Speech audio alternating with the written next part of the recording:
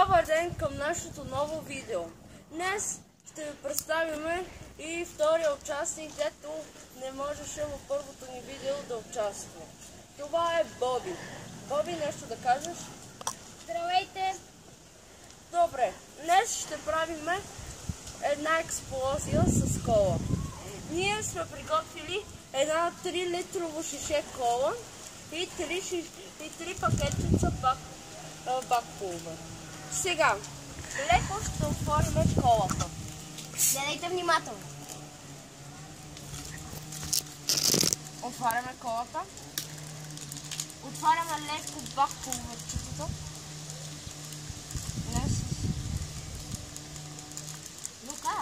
Така. И ги сипваме леко на колата. Избухва! О май гад! Око се носи тук. Фак! Какво става? Фак! Не ли беше това идеята? Око. Добре. Това е съвсем малко стига. Сега ще тръскам колкото може по-силно.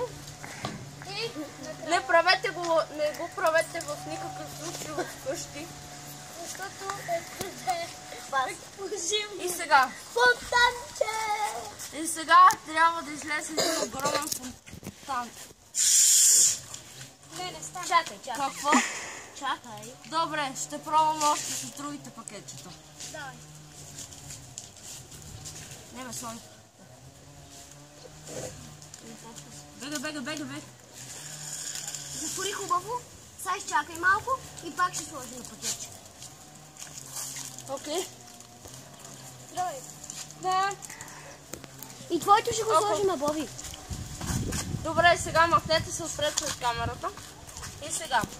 Тест номер 2. Отвори с трето пакет.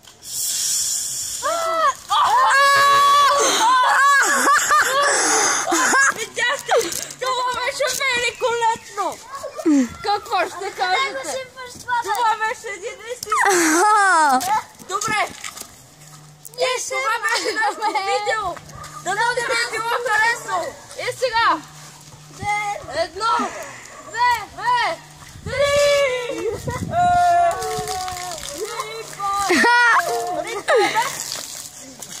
Добре, дано да ви е харесало нашето видео. Абонирайте ни, пишете ни коментари. Довиждане! Дайте ни лайкове и довиждане!